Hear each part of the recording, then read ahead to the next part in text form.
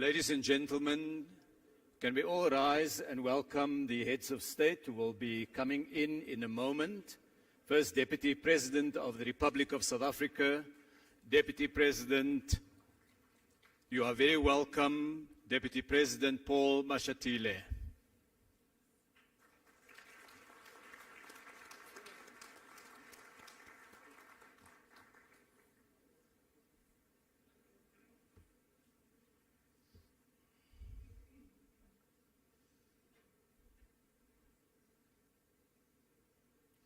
May I ask you to be seated?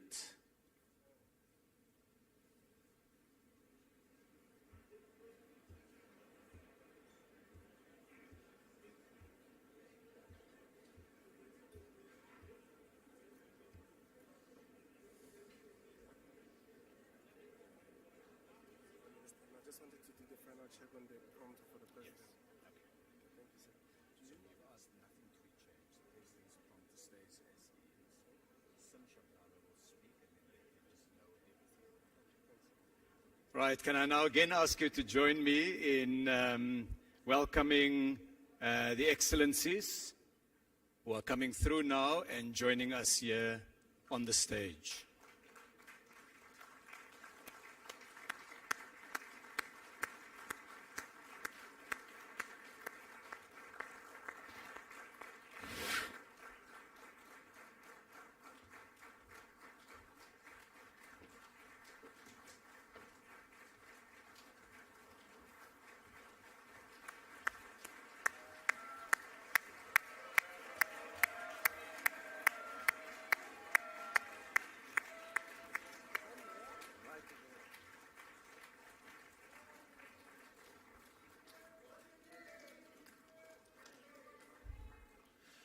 Thank you very much. We may all be seated now.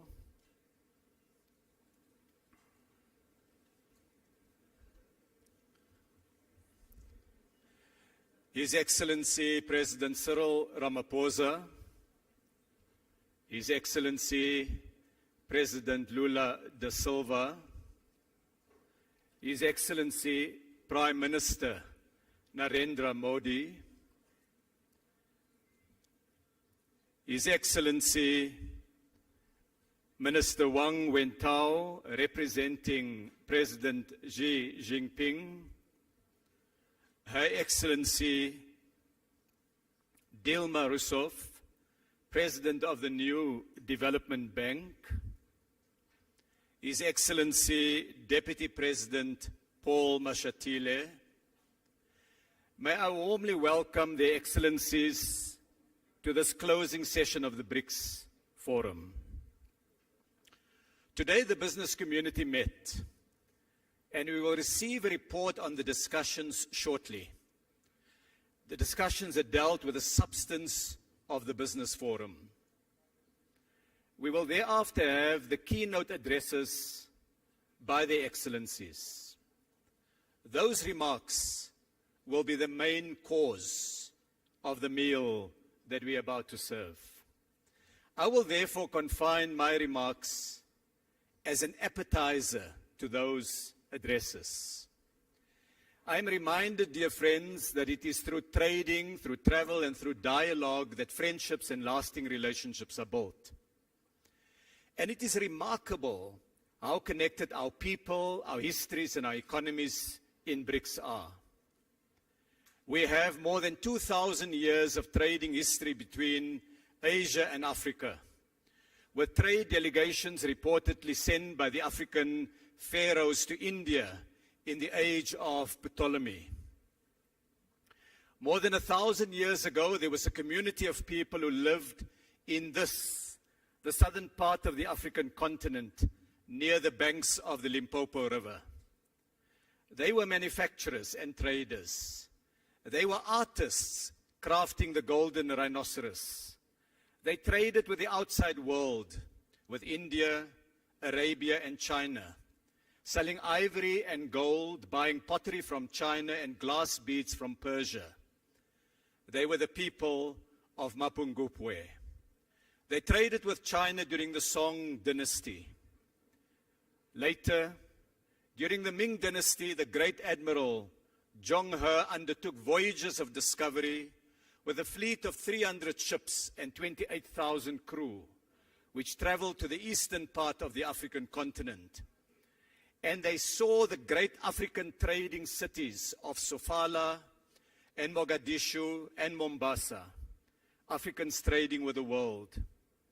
The age of colonialism saw the first European settlements in South Africa as a refreshment station for the ships en route to India and the Spice Islands of Indonesia. Our histories converged as large land masses were colonized. Indian enslaved people were brought from the Malabar coast to South Africa in the 1600s and 1700s. And later in the mid-1800s, large numbers of Indian indentured laborers were brought to develop South Africa's our sugar industry, leaving a permanent mark in our demographic mix.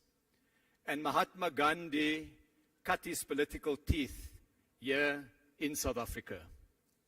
The age of colonialism saw too the start of the industrial scale transatlantic slave trade, taking captured Africans across the waters in crammed ships. And the modern state of Brazil emerged from that continent of the civilization of the Aztecs, the Mayas, and the Incas. And the spirit of Africa is alive in Brazilian culture, the warmth of its people, the music, and the samba that had its origins in Angola and Congo. And Russian history too contains connections. The great Russian writer Alexander Pushkin's great-grandfather was an African, Ibrahim Petrovich Ganibal, abducted from Cameroon, taken via Constantinople, and eventually taken to Russia, where he became a nobleman.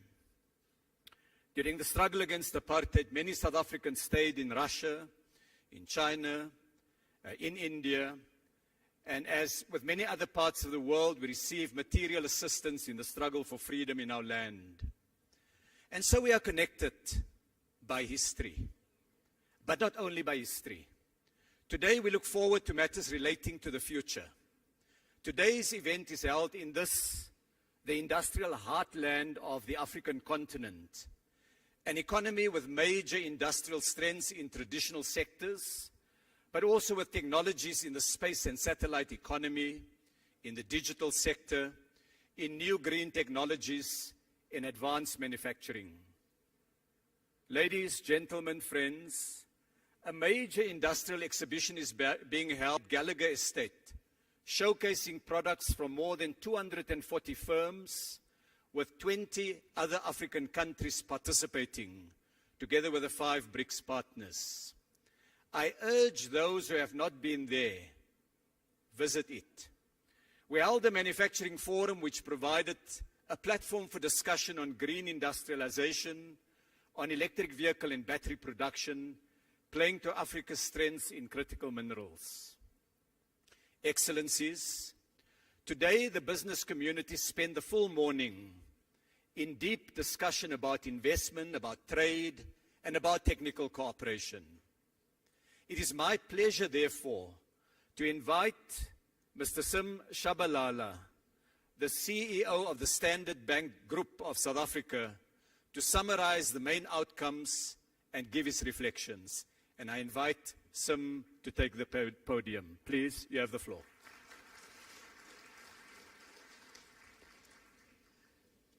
Thank you very much indeed, Mr. Minister, for that kind introduction. Your Excellencies, ladies and gentlemen, it's a tremendous privilege to present this high-level feedback on the BRICS Business Forum 2023.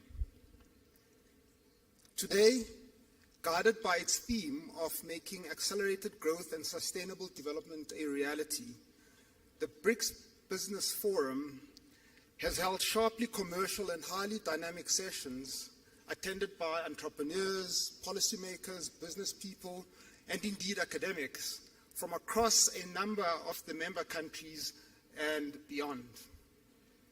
Talking of commercial dynamism, as the Minister has alluded, it is very fitting that the BRICS Business Forum has taken place right here in Sandton, here in Johannesburg, the capital of Gauteng.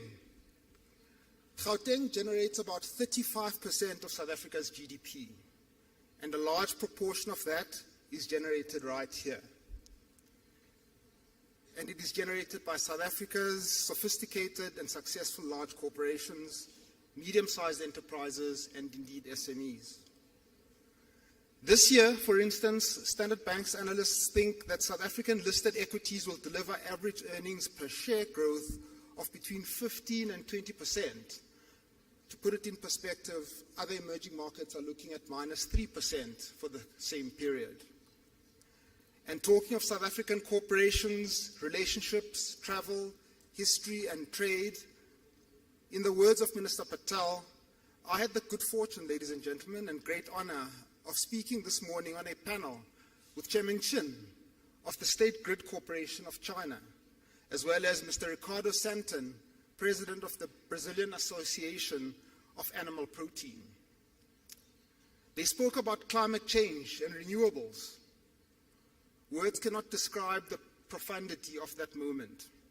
As it happens, it was a South African bank, my employer, the Standard Bank Group, which was the sole financial advisor to the State Grid Corporation of China in its 1.8 billion rand acquisition of 100% ownership of 7 power transmission companies in Brazil in 2010. I mention this, admittedly, because it illustrates that South African corporate expertise and connections are an important part of making BRICS into an ongoing commercial reality. South Africa certainly has its fair share of challenges, and I would rate unemployment and inequality as the deepest and worst of these.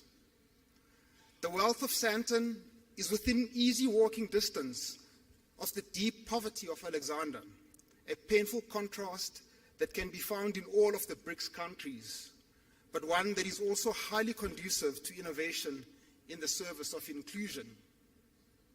For instance, to South African ears, the Brazilian financial services innovations that we heard about today sounded all too familiar. So there are serious challenges here in South Africa, but we also have immense strengths and competitive advantages. As well as the corporations that I've mentioned, these strengths include our strong rule of law, which guarantees that contracts will be observed and that commercial disputes will be settled fairly. They include our freely floating currency, open capital account, extremely skillful and credible central bank, and deep and liquid capital markets. These guarantee that returns on investment are and will remain quickly accessible in the currency of the investor's choice.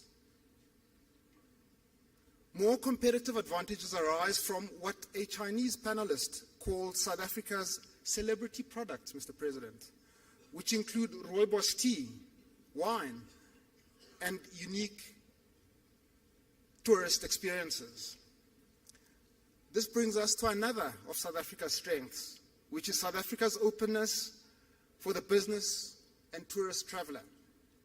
People from all of our major trading partners enter South Africa either visa-free or with an e-visa.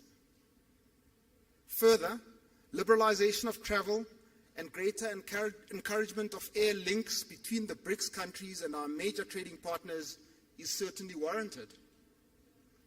Perhaps above all, South Africa's competitive advantage emerges from our well-developed trade and investment network with our fellow Africans. China is indeed Africa's largest trading partner. What is sometimes missed, however, is that South Africa is the second largest exporter to the rest of our beloved continent and its fourth largest import partner.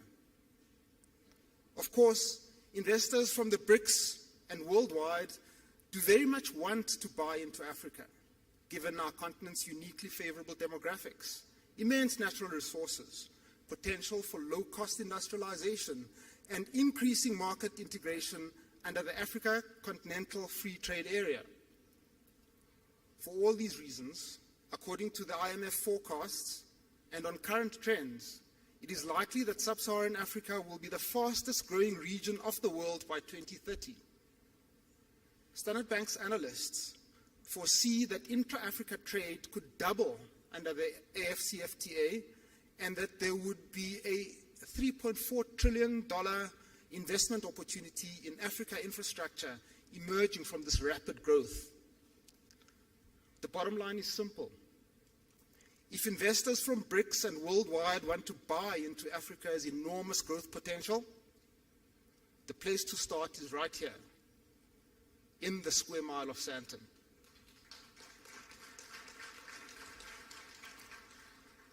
Today's discussions have examined current intra-BRICS trade and investment trends and explored tangible solutions to unlocking further trade and investment opportunities in the BRICS nations and worldwide. Given that the BRICS nations are agricultural powerhouses, agricultural production and trade were discussed in detail, with many useful comparisons, contrasts, and cross-learnings emerging. Participants were firmly of the view that much room exists for improvement across the BRICS nations regarding agricultural trade and market access. The same is true of Africa in general. Given the investments and the right policy environment, Africa can become the breadbasket of the world during this century, what Mr. Motsepe called the African century. Another important topic was the just transition. A participant argued, a just transition refers to shifting towards a sustainable and inclusive economy characterized by both social equity and environmental sustainability. Renewable energy is an enormous opportunity for public sector collaboration and private sector investment and trade right across the BRICS and beyond. The theme of entrepreneurship featured strongly. A vibrant SME sector is often the most efficient way to create jobs. And some SMEs become unicorns and even mighty multinationals such as BYD and Tencent of China. Of course, for this to happen, countries need favorable business environments, strong education systems, and the appropriate financing institutions. Participants further argued that opening up market access to entrepreneurs across all BRICS presents an exciting opportunity to foster trade and job creation, and this again highlights the value of strong travel links and appropriate visa regimes. Within the general theme of entrepreneurship, there was much discussion of the role of fintechs, an area in which BRICS countries have already established a great deal of expertise and success. On finance for SMEs, participants pointed out correctly that startups are particularly vulnerable to sudden and sharp increases in interest rates. One of the roles for DFIs, therefore, is to provide concessional and patient capital for promising SMEs. Two essential preconditions for a financial system that is able to support both micro-enterprises and lower-income households are the democratization of data and universal access to a stable and credible form of identification. India has led the developing world on both access to data and ID, as has Brazil. In Africa, Kenya's rapid and sustained growth has also been powered by a significant pioneering use of mobile phone to create universal access to finance. The forum discussed the international payment system in some detail. From an African point of view, a highlight of this conversation was the discussion of the Pan-African payment system, which has immense potential to stimulate trade and growth by increasing the spend and certainty and reducing the costs of cross-border payments in Africa. Participants also debated the question of whether a BRICS currency is possible or even desirable, with strong views expressed both for and against, with little consensus being reached. Seen from a banker's perspective, the debate would probably progress more fruitfully if the discourse maintained a sharper conceptual distinction between international payments on the one hand and reserve currencies on the other. For example, and as the example of the PAPS illustrates, under certain circumstances, it may be possible to simplify international trade and the attendant payments using a collection of domestic currencies without any reference to any international reserve currency. It's also important to be realistic about the necessary characteristics of an international reserve currency.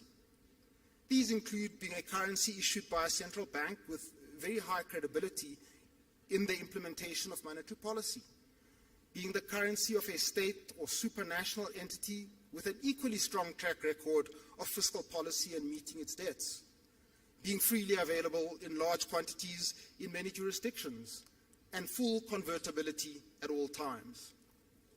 This set of characteristics cannot be quickly wished or agreed into existence, but can only emerge over a multiple of years as a track record of impeccable credibility and very wide use is built up. Finally, the forum also heard of the pleasing progress that is being made in institutional development, setting up sector-specific work streams which allow for concentration and focus on areas of common interest in infrastructure, manufacturing, energy, and financial services.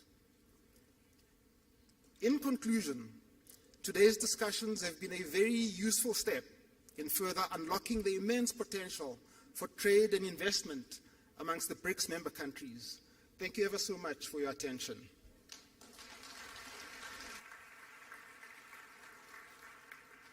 I'd like to thank Sim Shabalala for that report on behalf of the business community. I'd also like to welcome a large number of esteemed guests and delegates, members of cabinet from a number of different countries, heads of the BRICS Business Council chapters, ambassadors and high commissioners. It's now my pleasure to invite the President of the Republic of South Africa, our host, who has inspired us with a vision of Africa and her place in the world. Please welcome His Excellency, President Cyril Matamela Ramaphosa.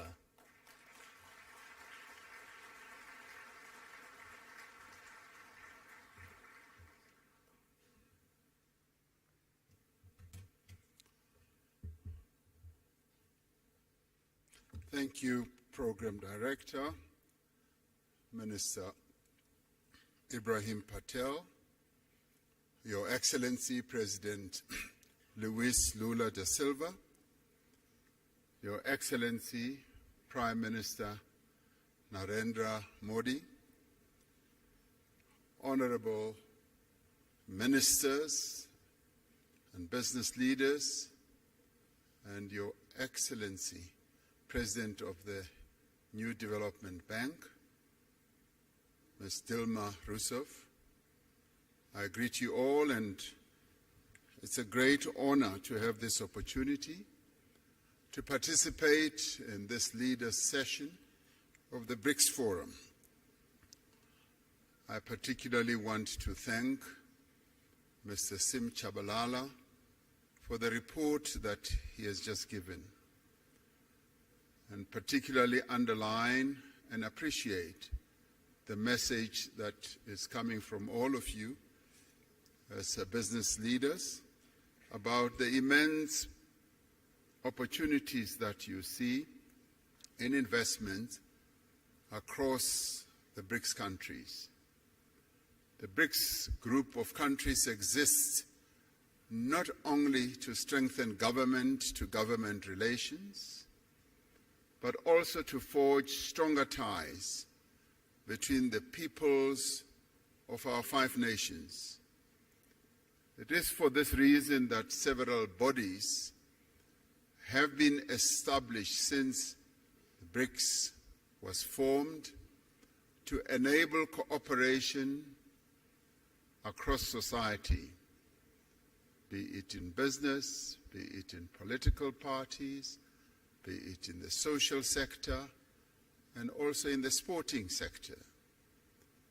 The BRICS Business Council is a vital and vibrant platform for strengthening economic ties between our respective countries and in forging common perspectives on inclusive economic growth and development, as we have heard from the report that has just been tabled by Mr. Chabalala. The changes that have taken place in BRICS economies over the past decade have done much to transform the shape of the global economy. Together, the BRICS countries make up a quarter of the global economy. They account for a fifth of global trade and are home to more than 40% of the world's population. This agglomeration of these 5 countries has a major impact on various aspects of global activity and life. As we celebrate the 15th anniversary of BRICS, trade between BRICS countries totaled some $162 billion last year. Foreign investment has played an important role in the growth of BRICS economies. Total annual foreign direct investment into BRICS countries is 4 times greater than it was 20 years ago. However, the new wave of protectionism and subsequent impact of unilateral measures that are incompatible with WTO rules undermine the global economic growth and development. We therefore need to reaffirm our position that economic growth must be underpinned by transparency, by inclusiveness. It must be compatible with a multilateral trading system that supports a developmental agenda, the type of developmental agenda that the 5 countries that are members of BRICS have embraced right from the onset. We require a fundamental reform of the global financial institutions so that they can be more agile and responsive to the challenges facing developing economies. In this respect, the new development bank, established by BRICS countries in 2015, is leading the way. Since its formation, it has demonstrated its ability to mobilize resources for infrastructure and sustainable development in emerging economies without conditionalities. Earlier, before coming into this session, I was speaking to the president of the New Development Bank, and she was outlining to me how ready and willing the New Development Bank is in terms of supporting the development agendas of various countries. And we applaud this, and we appreciate this. BRICS economies have emerged as powerful engines of global growth. Yet the rapid economic, technological, social changes underway create new risks for areas such as employment, equality, as well as poverty in many of the BRICS countries. It is quite heartwarming to hear you as business people, as one listened to Mr. Chabalala's report, also focusing on issues such as poverty reduction and elimination, and inequality as well.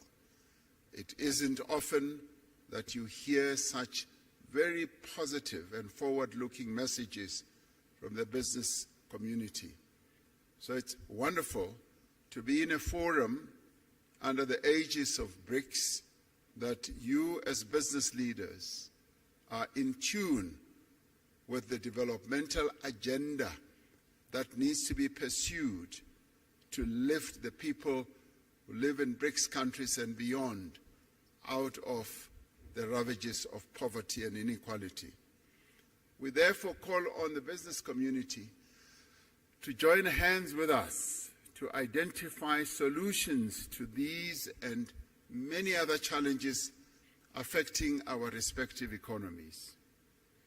From a South African perspective, there is massive untapped potential for investment in our country and indeed on the African continent as well. In recognition of this potential, the theme for this 15th BRICS Summit is BRICS and Africa, the Partnership for Mutually Accelerated Growth, Sustainable Development, and Inclusive Multilateralism. Africa is a continent of great opportunity in industrialization process in a variety of sectors. This continent is rich in the critical minerals that will drive business success in the 21st century. The continent has resources of lithium, vanadium, cobalt, platinum, palladium, nickel, copper, rare earth minerals, rhodium, and many others. And these are the minerals that are bound and are driving economic activity across the world. African countries have made it clear that the investors of choice are those who will come and invest in our continent, but also process the resources here, close to source, so that African countries do not export rock and sand, but export finished products as we would like to do. We are developing stronger regional value chains that will connect a number of African countries, providing investors with diversity, with strength, as well as with resilience. The African Continental Free Trade Area creates a single market that is to 1.7 billion people and nearly $7 trillion in consumer and business spending by 2030. The success of the African Continental Free Trade Area will require a massive investment in infrastructure. We need to mobilize the substantial financing that is needed to build the roads, the ports, the rail, energy and telecommunications network that will enable industrialization and trade. It is also pleasing to hear that you, as the business community, you also see this area as opportunities that you can invest in. Growth in African economies will be driven in the main by small and medium enterprises. This requires focused as well as effective support to these businesses. It is important that specific financing be directed also to women-owned businesses so that they can harness the benefits of the Continental Free Trade Area. And we in Africa, as we seek to grow and develop, we are focusing on the empowerment of the women of our continent who have been held back through the years of colonialism, and in our case, through the years of apartheid, through protocols and laws.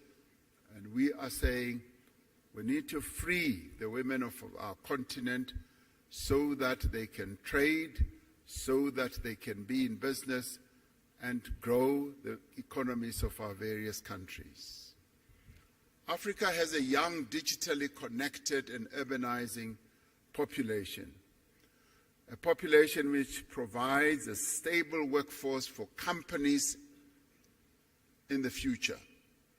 The investment in skills development is continuing to grow.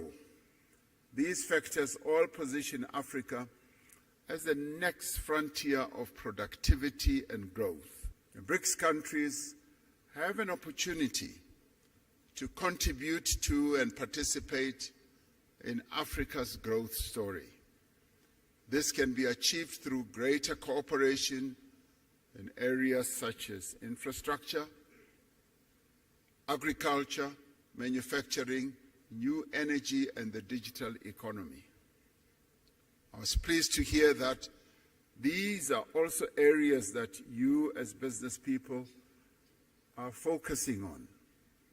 South Africa has an important position in growing the African market, facilitated by the Africa Continental Free Trade Area and other free trade agreements. South Africa's industrial strength, our mineral endowments, and our large market opportunities provides a compelling value proposition for companies wanting to establish their businesses here. South Africa has significant industrial capacity, with Africa's most advanced industrial innovation and fabrication base. Firms that have invested here recognize that South Africa has deep local capital markets and strong financial systems. We have a diverse and sophisticated economy, and this country possesses world-class infrastructure, skills, abundant natural resources, industrial clusters, and a host of incentives to support investment.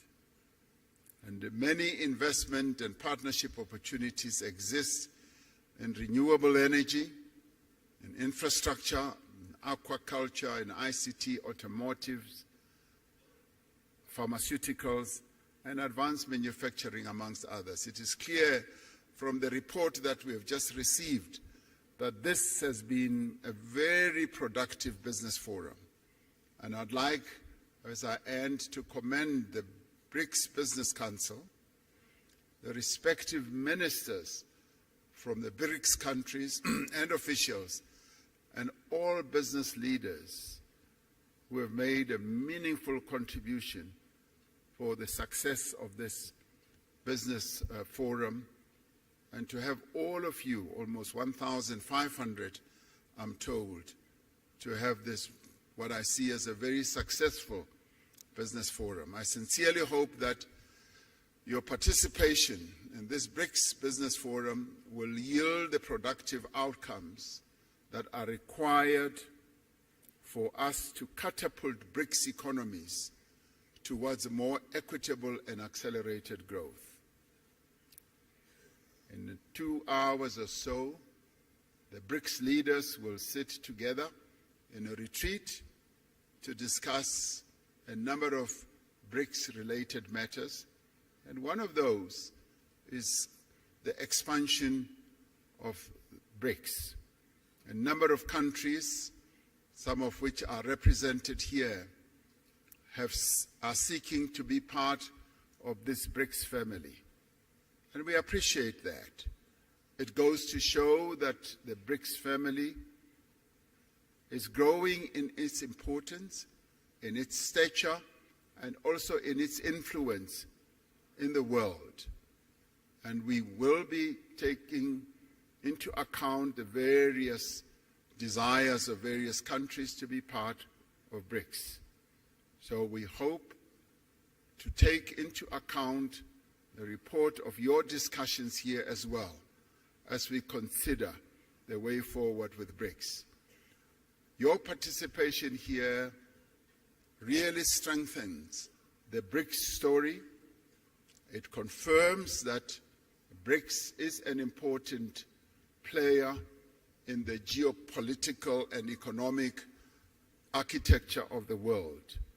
And so we hope that it will continue to be so. Thank you very much for participating. We thank you.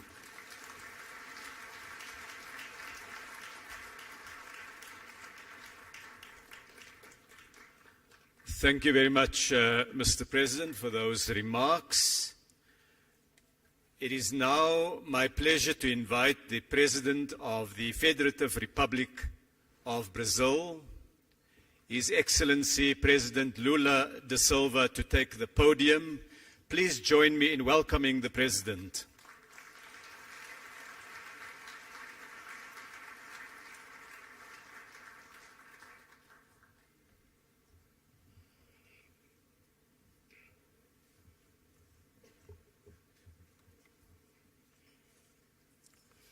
Gostaria de I'd cumprimentar like o presidente to Ramaphosa, salute presidente da África President do Sul. Ramaphosa, President of South Gostaria Africa. de cumprimentar I'd also os like to ministros. give my Gostaria de greetings to the cumprimentar a ministers, presidente do novo Banco the Cooperativo Rousseff. NDP President, Gostaria de Comrade Dilma cumprimentar os Rousseff, empresários e as empresárias also aqui the presentes. business people here in attendance. E gostaria, And I'd sobretudo, like de to, saudar above all, o governo sul-americano salute pela realização the desse fórum South empresarial. African government for hosting this expressar minha business forum. I'd satisfação like to also por say compartilhar how este pleased I am evento for com os sharing demais this event líderes with dos the other países do BRICS. leaders of the BRICS countries. Agradeço também a I would todos also os like to empresários thank e all the empresárias business presentes, people in em attendance, especial particularly a direção the do Conselho Business Empresarial, Council que Board, completa 10 which anos. is celebrating its O 10th anniversary. estabelecimento de parcerias Establishing entre os partnerships among setores the private privados sectors é uma is a dimensão very muito relevante do relevant BRICS dimension for the e BRICS, que dá and vida e which gives continuidade life and às continuity relações to entre países. relations between the countries. Desde a primeira Since the cúpula de first chefes de summit Estado of heads of e de state governo, and government, nossa our participação share in the na global economia economy has global been vem se increasing. ampliando.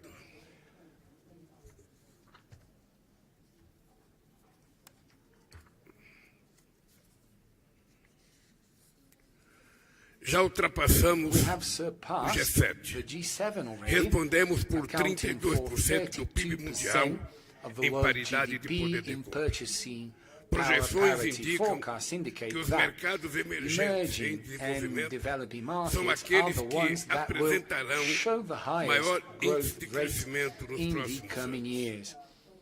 Segundo o While- FMI, enquanto os países According industrializados to the IMF, devem while industrialized countries desacelerar seu are crescimento expected de to 2,7% em grow by an 2022 average para of 2.7% in 2022, dropping to 1.4 to 2024. The projected growth for developing countries is of 4% for this Isso period.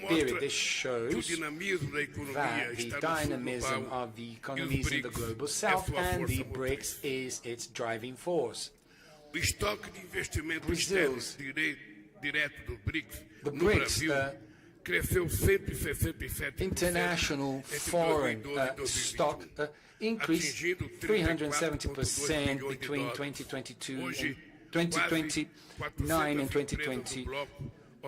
And in today, almost 400 companies from the bloc operate in Brazil. After the 6 years of standing still, Brazil is going to create quality jobs again. It's going to fight poverty again and will increase the income of Brazilian families. 2 weeks ago, I presented the new PAC Growth Acceleration Program. The plan provides for resuming suspended projects, accelerating ongoing projects, and also selecting new projects. It is a comprehensive program with many opportunities that may be of interest of investors from BRICS countries. We hope to mobilize $340 billion for modernizing our logistics infrastructures with investments in motorways, railways, waterways, ports and airports. We will also give priority to the generation of solar and wind power, as well as biomass, ethanol and biodiesel. We have immense potential for generating green hydrogen. We shall establish partnerships between government and the business community in all areas through concessions, public-private partnerships and direct contracts. In order for investment to grow again and drive development, we need to ensure more credibility, predictability and legal certainty, as well as political and social certainty for the private sector. For this reason, I have advocated the idea of greater financial integration, where we could have a new reference unit which would not replace our national currencies. a necessidade de financiamento The não atendida financing dos países em needs, the desenvolvimento unmet financing continua needs muito of alta. developing countries A falta de remains high. reformas The substantivas lack of a das substantial instituições financeiras reform from tradicionais traditional financial limitam o institutions volume limit the e volume as modalidades de crédito and dos the bancos já existentes. credit modes A decisão offered by existing banks. de The estabelecer decision novo of Banco de establishing Desenvolvimento the new development representou bank marco na represented a colaboração milestone efetiva in effective entre as collaboration economias among emerging Nosso economies. banco conjunto Our joint deve bank ser líder must global be a no global financiamento leader de in the projetos financing of que projects abordem that os address desafios the mais most urgentes do pressing tempo. challenges of our time. Ao diversificar By fontes de diversifying pagamento em payment moedas sources locais, in local expandir currencies, sua rede de increasing parceiros its e partner ampliar seus network, membros, o NB and its constitui membership, uma NDB plataforma constitutes a estratégica strategic para platform promover to a promote cooperação cooperation entre os países between em desenvolvimento. developing countries. Nessa estratégia, In this o strategy, engajamento com o Banco Africano engagement de with the Desenvolvimento African Development Bank será will central. be central No plano to this. multilateral, At the multilateral level, se the notabilizou BRICS por ser uma força stood que out for being trabalha a em prol force de that works comércio in global favor mais of a justo, fairer, previsível more e predictable, equitativo. equitable Não global podemos trade. aceitar We um cannot accept neocolonialismo the verde greed que impõe neocolonialism that barreiras comerciais e imposes medidas trade discriminatórias barriers and sob o discriminatory pretexto measures under de the proteger o guise meio ambiente. of protecting the environment. A partir de dezembro, As of December, o Brasil Brazil ocupará a will hold the presidência do G20 presidency. A presença de The três presence membros of dos 3 BRICS BRICS na members troika in do the G20 G20 Troika will be a great para opportunity avançar for us to temas de move interesse. forward on issues of interest to the global Já south. contamos com a We participação already da have África, South Africa's mas a participation, but representatividade do grupo the group's especial representativeness criada com o may ingresso be da União increased with the Africana entry of e the de African outros Union países. and other countries of the continent.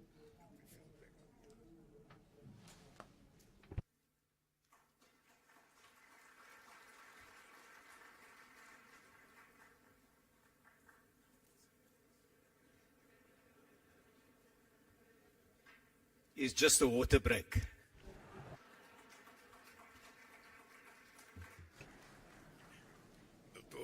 Eu estou falando de tanto desenvolvimento. I've been E de talking repente falta o about principal developing and then para sobreviver, que suddenly, é a água. I miss the main important source of life, water. Queridos amigos e Dear amigas, friends, ao voltar à presidência do meu upon país, taking office as president estou of my retomando as country again, I am diretrizes da política resuming externa the brasileira. guidelines of Brazilian foreign Começamos a policy. reconstruir a integração We started to sul-americana. rebuild South American Retomamos nossas integration. We have parcerias com os resumed Estados our Unidos, partnerships with the a US, China e a China, União and the Europeia. European Union. Sediamos We a reunião hosted da the Cúpula dos summit Países of the Amazon Amazônicos. countries. Ainda nos faltava We o still retorno do Brasil à had to África. return to É Africa. inaceitável It is que em unacceptable that in 2022, 2022, o comércio do Brazil's Brasil trade com a with África tenha Africa diminuído has dropped terço by com relação a 1/3 when 2013, compared to quando era 2013, quase de 30 when it was bilhões de almost dólares. $30 billion. Comercial com a Trade flow with África Africa still ainda corresponds to corresponde only a 3,5% do comércio 3.5% exterior do of Brasil. Brazil's foreign trade. Nossa rede de Our acordos trade comerciais agreement network também is é still in incipiente. its Os infancy. acordos do Mercosul com Existing África agreements Austral with Southern e com o Africa Egito and datam do meu Egypt segundo mandato. date from my second Hoje, term. mais de Today, 65% over das 65% of exportações do Mercosur para a exports foram para to países Africa com os went quais to African não há countries acordo with efetivo. which there is no agreement in Muito force. espaço para There crescer. is plenty of room to grow. In addition to a past that unites us, we also share a common vision of the future. In my first 2 terms, the African continent was a priority for Brazil. Fiz 12 viagens I have à made África 12 trips e to estive Africa em and have 21 been países. to 21 countries. Brazil Está de volta ao is continente back de que nunca on the deveria ter se continent afastado. where it should never have left. reúne Africa vastas has oportunidades vast e opportunities potencial and enormous potential for growth. Para discutir To o discuss the relacionamento relaunch of com o comércio trade do with the continente, continent, Brazil brought together the heads of the trade promotion sectors of all our representations in African countries here in Johannesburg last June. Africa is building an ambitious free trade zone project. 54 countries, 1.3 billion people with over $3 trillion in GDP in this continent, which is the youngest in the world from an age perspective and will be the most popular by 2100, offers countless opportunities for Brazilian products such as food and beverages, oil, iron ore, vehicles and iron and steel manufacturers. Africa has 65% of the arable land available in the world, and it has a strong vocation for being an agricultural powerhouse with the capacity to feed its people and offer global food security solutions. Combining investment and technology, Brazil has developed modern tropical agricultural techniques that can be successfully replicated in Africa. Through the Brazilian Agricultural Research Corporation, we have turned the Cerrado into an area of high agricultural productivity, and we can replicate this experience in the African savanna. My government has also resumed public policies to support family farming, essential to fight food insecurity and hunger that affects our continent. The More Food program, which I relaunched last June, allows small farmers to have access to financing to purchase tractors, tools and harvesters. As in the past, a version of the More Food program for food should be resumed as another aspect of Brazilian South-South cooperation.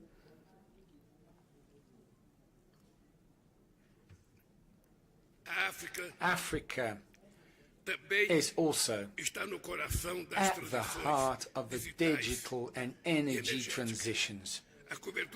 Internet coverage already reaches most of the African population, and digital innovation centers and financial technology services companies are multiplying, strengthening the Brazilian health complex. Strengthening may lead to ample opportunities for cooperation with South America. The African continent has important ore reserves such as, essential ore such as lithium and cobalt that will play a strategic role. So that we do not remain as exporters of primary products, we must make the most of this opportunity to forge the integration of our production chains and add value to the goods and services that we produce in a sustainable manner. Africa is the region of the world that emits the least amount of greenhouse gases. However, this does not mean that it does not have to face the most perverse consequences of global warming, such as droughts, floods, fires and cyclones. Brazil and many African countries have comprehensive plans to renew their energy mixes. We share the responsibility of caring for tropical rainforests and preserving biodiversity. We share the common concern of fighting the desertification process. Environmental and ecosystem services provided by rainforests to the world, they must be paid for in a fair and equitable manner. Social diversity products can generate jobs and income and offer alternatives to the predatory exploitation of natural resources.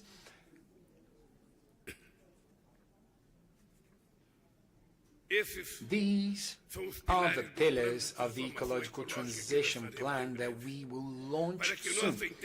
For our economic and productive integration to flourish, it will be necessary to increase sea and air connections between the two sides of the Atlantic.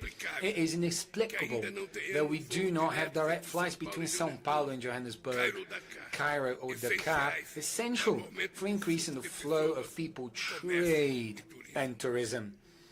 Therefore, I believe it to be very important, the proposal made by the BRICS Business Council of establishing a multilateral agreement of air services for the group with the main national transport and aviation authorities from the countries. Very relevant proposal, because the BRICS have a unique chance of shaping the global development path. You, business people, you're part of this effort. Together, our countries make up a third of the global economy.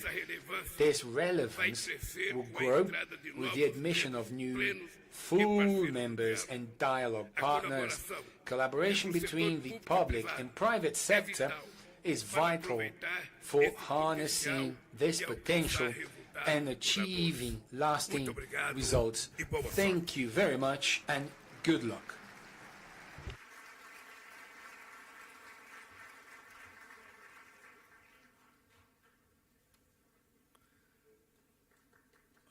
Obrigado. I thank His Excellency President Lula da Silva.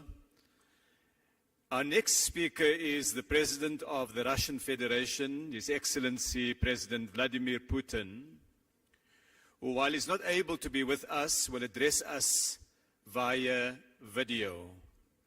I now ask that the video recording be started.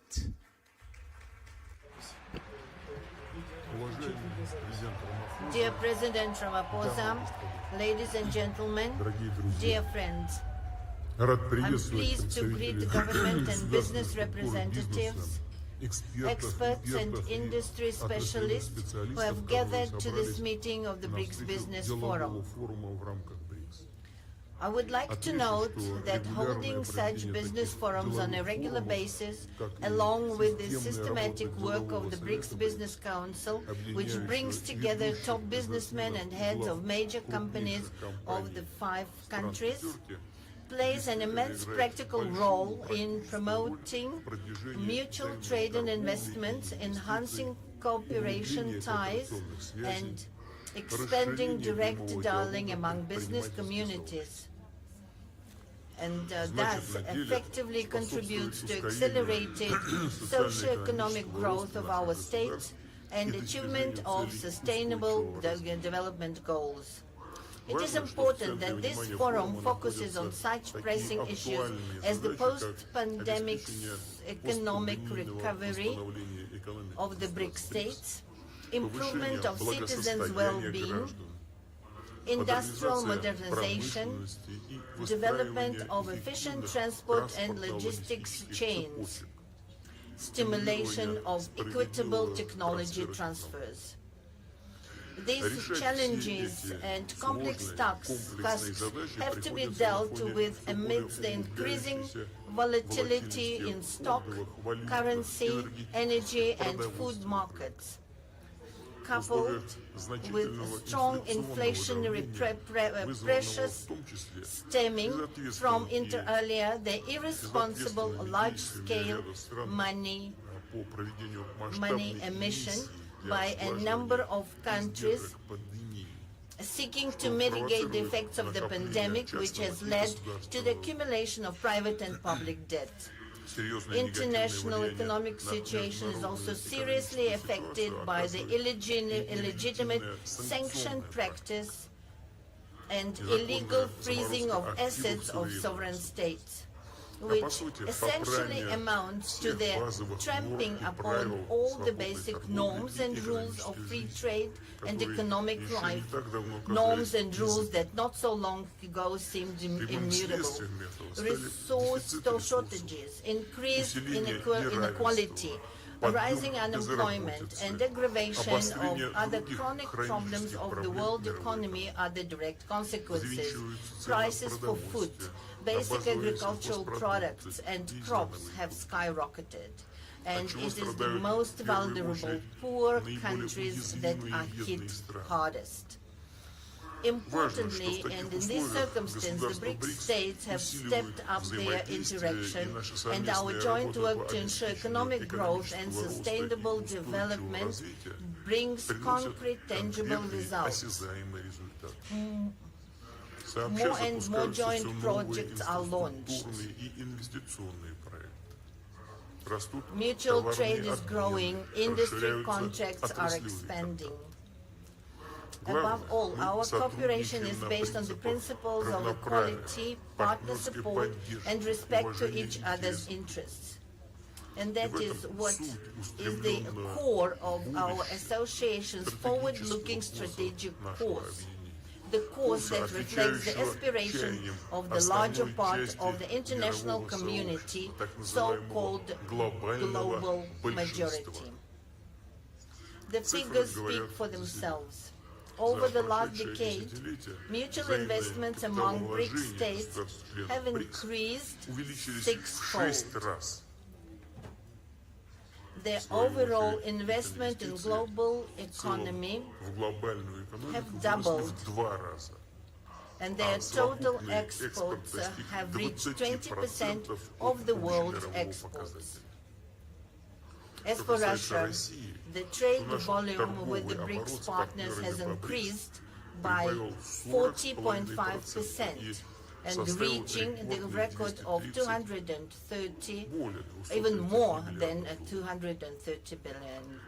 And the first half of this year, it grew by 35.6% as compared with the same period in 2022, and it reached $134.7 billion US. I would also like to point out that the share of the BRICS countries, with their population totaling more than 3 billion people, now accounts to nearly 26% of the global GDP. And our 5 countries are ahead of G7 in terms of purchasing power parity, with 35.1% against 30% forecast for 2023. The objectives and irreversible process of de-dollarization of our economic ties is gaining pace. We are working to fine-tune effective mechanisms of mutual settlements and monetary and financial control. As a result, the share of US dollar export and import operations within BRICS is declining. Last year, it was only 28.7%. In fact, this summit is to discuss the entire range of issues related to the transition to national currencies in all areas of economic cooperation between our 5 nations. The new BRICS Development Bank, which has already become a credible alternative to existing Western development institutions, has a great role to play in these efforts. It is only natural that enhancing connectivity and creating new resilient transport routes has become a shared priority in cooperation between our 5 countries. In this context, the BRICS Business Council's initiative to elaborate modern intermodal logistics solutions and develop railway transport corridors is of particular importance. For this part, Russia actively works to redirect its traffic and logistics flows to reliable foreign partners, including BRICS states. Our flagship projects include the Northern Sea route and the new international North-South transport corridor. These 2 major transport routes aim to provide the shortest and most cost-effective trade route to link major industrial, agricultural, energy hubs with consumer markets. With regards to the Northern Sea route, I would like to emphasize that Russia has already adopted and launched a large-scale, multi-year plan to develop its infrastructure. We intend to build fuel terminals, hub ports, to ensure connections with road and rail transport. Icebreaking fleet is expanding, first of all by commissioning nuclear-powered vessels that have no analog in the world. As for the North-South transport corridor, it will connect Russian ports of the Northern Seas and the Baltic and with offshore terminals in the Persian Gulf and Indian Ocean, thereby providing opportunities to increase cargo transportation between Eurasian and African countries. Besides, this will certainly give impetus to этого самого developing new естественно, будут industrial, развиваться trade, новые производства, and logistics объекты facilities торговли и логистики. along Россия those выступает routes. за налаживание Russia stands for greater cooperation within the BRICS on reliable and uninterrupted supplies of energy and food resources to the world market. We are consistently increasing supplies of fuel, agricultural products and fertilizers to countries of the global south and making a significant contribution to strengthening global food and energy security, addressing acute humanitarian issues, and fighting hunger and poverty in the countries in need. All these issues, in particular, were discussed in depth at the recent Russia-Africa Summit. For example, last year, trade in agricultural products between Russia and African states grew by 10% and amounted to $6.7 billion. In January-June this year, it increased by another record 60%. Our country is and will remain a responsible supplier of food to the African continent. Russian grain exports to Africa amounted to 11.5 billion tons in 2022 and almost 10 million tons in the first 6 months of 2023. And this is despite the unlawful sanctions imposed on us that seriously hinder the export of Russian food products and complicate transport, logistics, insurance, and bank payments.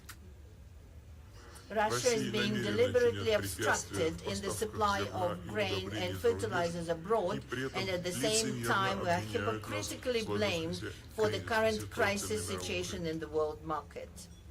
This has been clearly seen in the implementation of the so-called grain deal, concluded with the participation of UN Secretariat and initially aimed at ensuring global food security, reducing the threat of hunger, and providing aid to the poorest countries. We have repeatedly drawn attention to the fact that in a year under the deal, a total of 32 million tons of cargo has been exported from Ukraine, of which over 70% have reached high and upper middle income countries, including the European Union, first of all. And only about 3% have gone to the least developed countries, less than 1 million tons. None of the terms of the so-called deal concerning the lifting of sanctions imposed on Russian exports of grain and fertilizers to world market have been fulfilled. Obligations to Russia in this regard have been simply ignored. Even our free transfer of mineral fertilizers blocked in European ports have been obstructed. In fact, that is purely humanitarian campaign that should not in principle be subject to any sanctions. With these facts in mind, since 18 July we have refused to further extend the so-called deal, and we will be ready to get back to it, but to get back only if all obligations to the Russian side are truly fulfilled. I have repeatedly said that our country has the capacity to replace Ukrainian grain both commercially and as free aid to needy countries, especially since our harvest is again expected to be perfect this year. As a first step, we have decided to graciously provide to six African countries 25 to 50,000 tons of grain, each with free delivery of these cargoes. Negotiations with the partners are going to an end. Among the priority lines of interactions, we see also further coordination of the approaches of the BRICS participants on the subject of supporting small and medium-sized enterprises. This is an important part of the overall economic agenda of the Group of Five, which implies the assistance of the widest circles of citizens involved in business regarding the issues of administrative and tax regulation, digitalization, electronic commerce, and participation in the value chains. I would note that thanks to the state support programs, the entrepreneurs from the BRICS countries successfully adapt to the constantly changing situation in the global market. They find new partners, new sales channels, attract additional funding, and use more actively modern technologies. It is equally significant to continue to develop cooperation within the BRICS countries in the field of decarbonization of economy, reduction of man-induced impact on the nature, and adaptation to the changing of climate. Russia is ready to work jointly to promote more balanced approaches to the climate change in the international arena. Our country is consistently implementing the National Low Carbon Development Strategy. We plan to reach the carbon neutrality of the Russian economy not later than 2060, including through the introduction of technological innovations, modernization of infrastructure, for access to affordable and clean energy, conservation of ecosystems on land and sea. We believe that the implementation of the climate goals can be facilitated by a variety of technologies, including those that have been in use for a long time already, such as nuclear generation, hydropower, gas motor fuel. To sum it up, I would like to reiterate that the multifaceted partnership and cooperation within the BRICS not only makes a significant contribution to ensuring sustainable growth of our states, but also generally promotes the healthy global economy and successful achievement on the global development goals and targets set by the UN to fight poverty, expand people's access to quality health care, eradicate hunger, and improve food security. Therefore, I'm confident that the BRICS Business Forum and Business Council will continue their creative work aimed at the improvement of contacts between the entrepreneurial circles of the countries of the Group of Five and joint implementation of mutually beneficial projects. In conclusion, I would like to invite representatives of the business circles to our countries to come, to the Eastern Economic Forum in Russia that will take place in 10 to 13 September in the city of Vladivostok, where by tradition there will be discussion of issues that are of interest, including the business community of the BRICS countries. Thank you very much for your attention.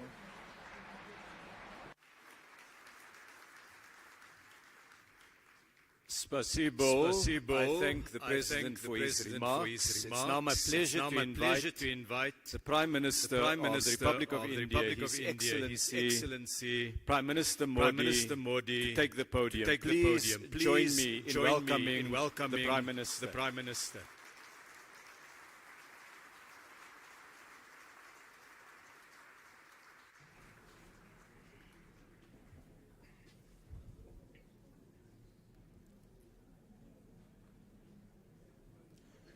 Excellencies,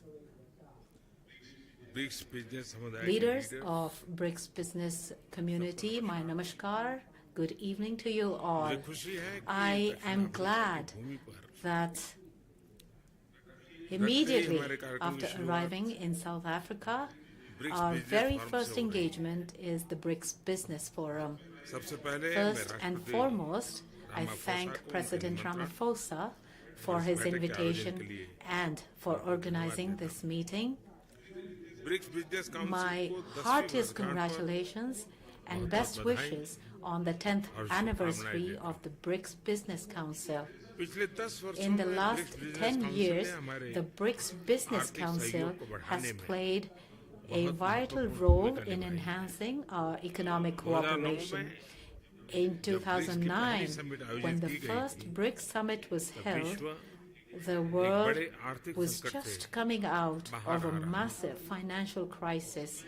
At that time, BRICS emerged as a ray of hope for the global economy. In the present times also, amongst the COVID pandemic, tensions and disputes, the world is dealing with economic challenges. In such times, once again, the role of BRICS countries is important. Friends, despite volatility in global economy, India is the world's fastest growing major economy. Very soon, India will become a $5 trillion economy. There is absolutely no doubt that in the coming years, India will be the growth engine of the world. And the reason for this is that India has converted crises and difficulties into opportunities for economic improvements. In the last few years, we have carried out reforms in mission mode, and these reforms have helped in continuously improving ease of doing business in India. We have also reduced the compliance burden. We have removed red tape and instead laid the red carpet. There has been a boost in investor confidence due to introduction of GST and the implementation of the Insolvency and Bankruptcy Code. Areas such as defense and space that were considered restricted have today been opened up for the private sector. We have laid special focus on public service delivery and good governance. By leveraging technology, India has taken a massive leap towards financial inclusion. The maximum benefit of this has reached our women in rural India. Today, with one click, millions of people in India get direct benefit transfers. So far, more than $360 billion of such transfers have been made.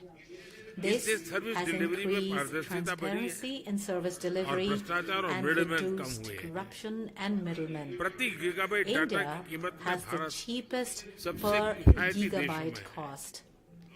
Today, in India, from street vendors to large shopping malls, all use UPI, that is, the Unified Payments Interface.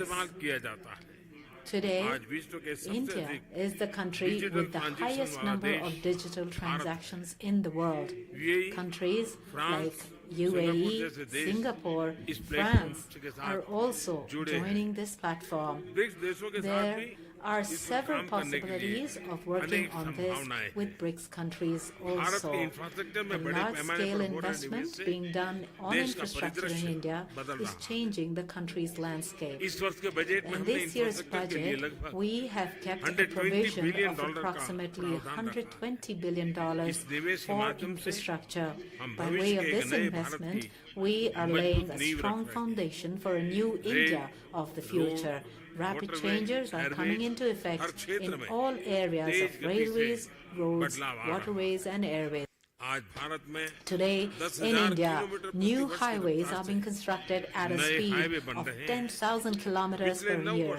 The number of airports has doubled in the last 9 years. We have implemented the production-linked incentives with an objective to promote investment and production. With logistics costs reducing, the manufacturing sector of India is becoming competitive.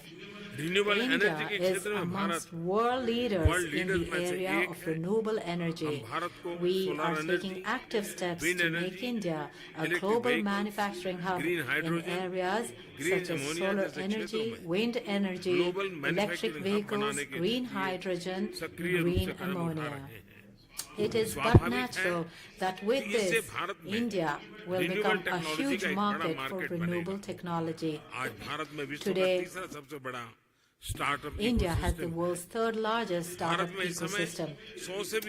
There are more than 100 unicorns in India currently in areas such as IT, telecom, fintech, AI, and semiconductors. We are moving forward with a vision of Make in India, Make for the World.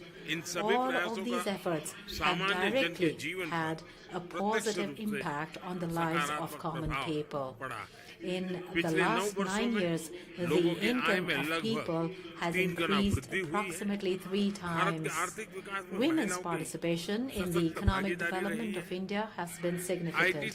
From IT to space, from banking to healthcare, women have worked shoulder to shoulder with men and are contributing to the country's progress. The people of India have resolved to become a developed nation by 2047. Friends, I invite all of you to be a part of India's development journey. The COVID pandemic has taught us the importance of resilient and inclusive supply chains. For this, mutual trust and transparency are extremely important. By bringing our strengths together, we can make significant contributions to the welfare of the world, especially the Global South. Excellencies, once again, I congratulate the leaders of the BRICS business world for their contribution. I also thank my friend, President Ramaphosa, for his excellent arrangements for this meeting. Thank you very much.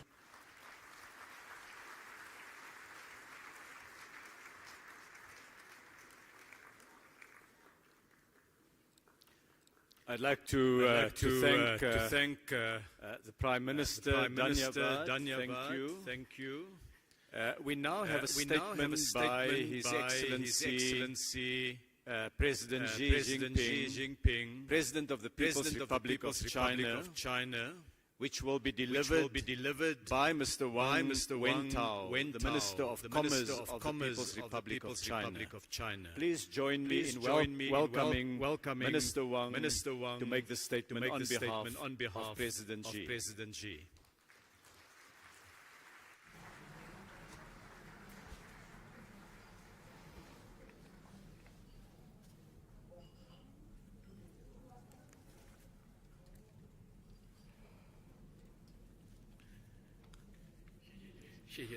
Thank you, Minister Patel.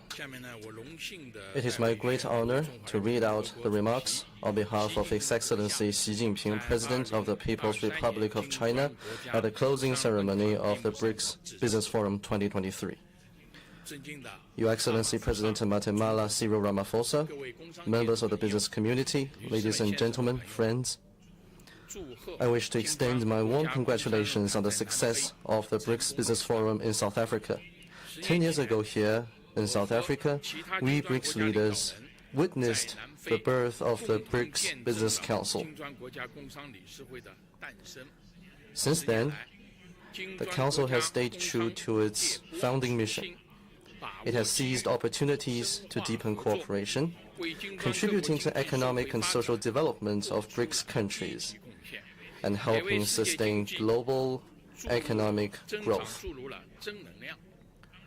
Right now, changes in the world, in our times, and in history are unfolding in ways like never before, bringing human society to a critical juncture.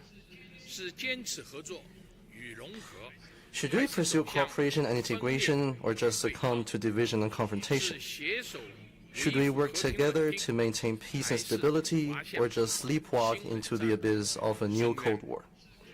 Should we embrace prosperity, openness, and inclusiveness, or allow hegemonic and bullying acts to throw us into depression?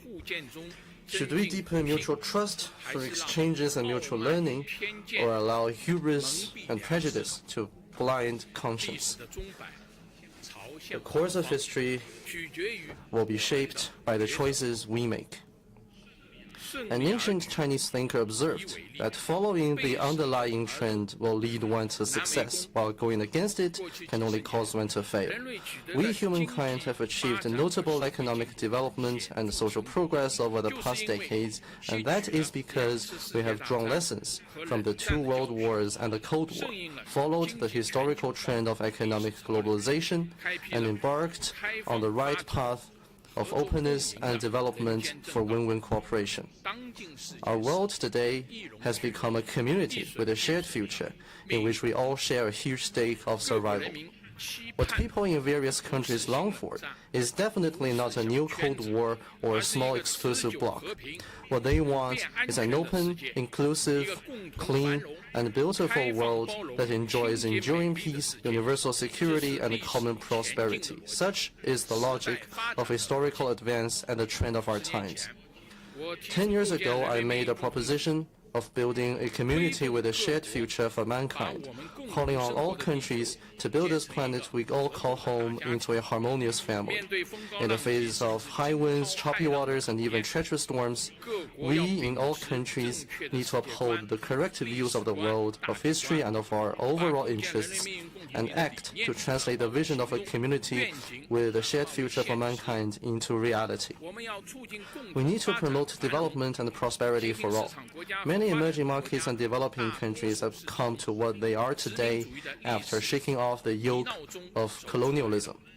With perseverance, hard work, and huge sacrifices, we succeeded in gaining independence and have been exploring a development path suited to our national conditions.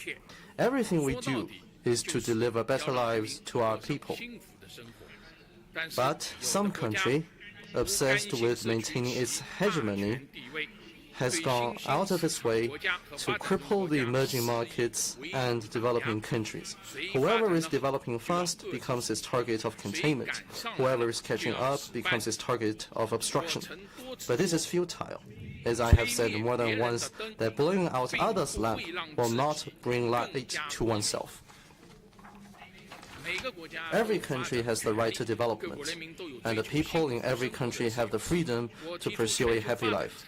With that in mind, I have proposed the Global Development Initiative with the goal of promoting development for all by the international community and boosting the UN 2030 Agenda for Sustainable Development. With the support of many countries, solid gains have been made in pursuing this initiative, with cooperation flourishing in various fields.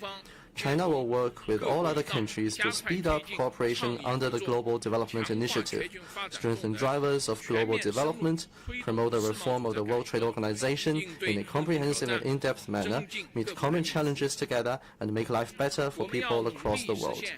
We need to achieve universal security. Recent years have seen a turbulent world. Many countries and regions are plagued by wars and conflicts, and many people are displaced. Members of the international community share the pressing hope to eradicate the root cause of conflicts and wars, and find a fundamental way to realize enduring peace and security globally. Facts have shown that any attempt to keep enlarging a military alliance, expand one's own sphere of influence, and squeeze other countries' buffer of security can only create security predicament and insecurity for all countries. Only a commitment to a new vision of common, comprehensive, cooperative, and sustainable security can lead to universal security.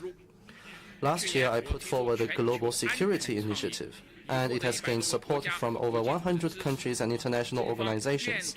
China stands ready to jointly pursue this initiative with all others. We should have dialogue and oppose confrontation, forge partnership but not alliance, and pursue win-win outcome and oppose zero-sum game, and work together to build a community of security. We need to stay committed to exchanges among civilizations and mutual learning.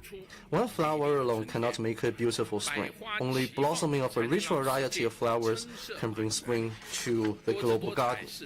Human civilization is colorful by nature. It is precisely because of their differences in history, culture, and system that all countries need to interact with each other, draw on each other, and advance together. Deliberately creating division with the assertion of democracy versus authoritarianism and liberalism versus autocracy can only split the world and lead to clash of civilizations. I've put forward the Global Civilization Initiative, calling for promoting diversity of global civilizations, the common values of humanity, and people-to-people and cultural exchanges and cooperation. China welcomes all other countries to get involved in cooperation under this initiative. We should encourage different civilizations to bring out their best and flourish together. We should break barriers to exchanges and renew human civilization. Ladies and gentlemen, friends, as an ancient Chinese philosopher observes, change is the nature of the universe. The collective rise of emerging markets and developing countries represented by BRICS is fundamentally changing the global landscape. Emerging markets and developing countries have contributed as high as 80% of global growth in the past 20 years, and their share in the global GDP has increased from 24% 40 years ago to more than 40%. Just as a line in the Chinese poem reads, "No mountains can stop the surging flow of a mighty river." Whatever resistance there may be, BRICS, a positive and stable force for good, will continue to grow.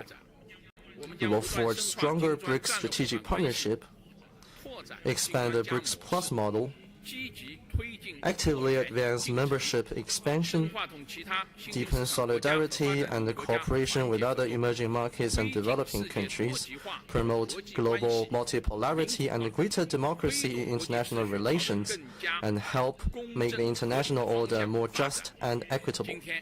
The gathering between BRICS countries and more than 50 other countries in South Africa today is not an exercise of asking countries to take sides, nor an exercise of creating bloc confrontation. Rather, it is an endeavor to expand the architecture of peace and development. I'm glad to note that over 20 countries are knocking on the door of BRICS.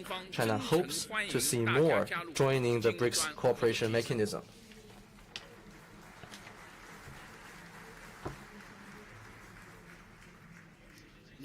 Ladies and gentlemen, friends, China stays committed to an independent foreign policy of peace and the building of a community with a shared future for mankind.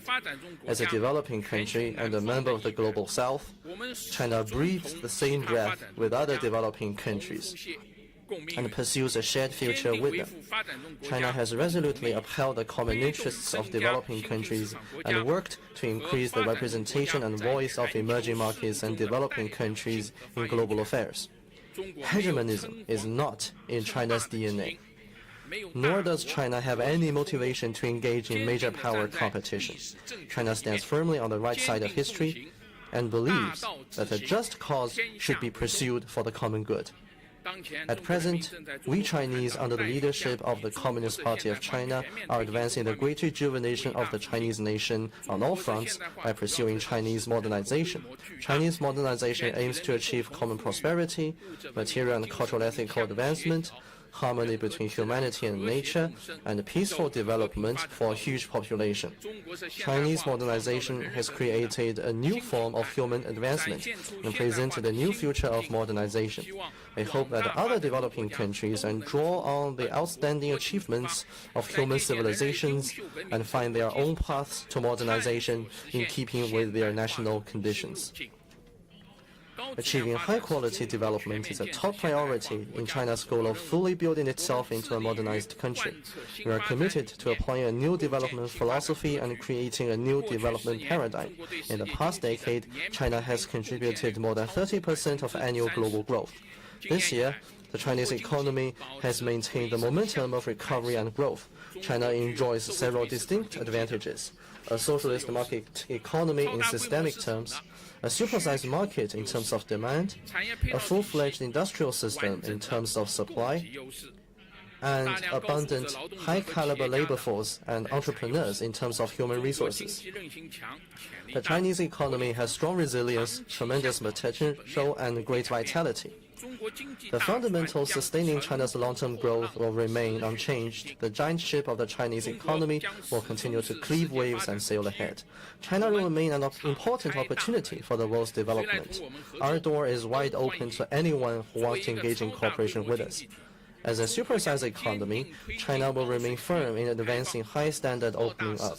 We will continue to expand market access, cut the negative list of foreign investment, and further open the modern services sector. We will steadily improve the business environment, provide national treatment to foreign investment enterprises, foster a world-class market-oriented business environment governed by a sound legal framework, and build a globally oriented network of high-standard free trade areas. We will continue to advance ecological conservation, accelerate the building of a beautiful China, actively and prudently move toward carbon peak and carbon neutrality, and pursue all-round green transition in economic and social development. Going forward, as it endeavors to achieve modernization for its more than 1.4 billion people, China will surely contribute even more to the global economy and provide even more opportunities for the global business community.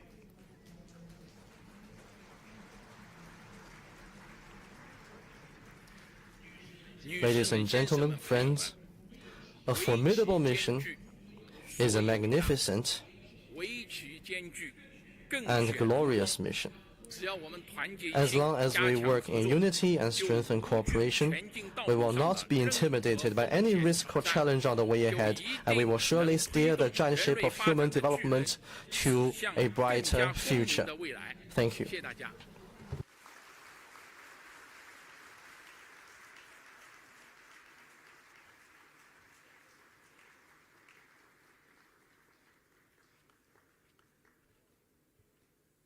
I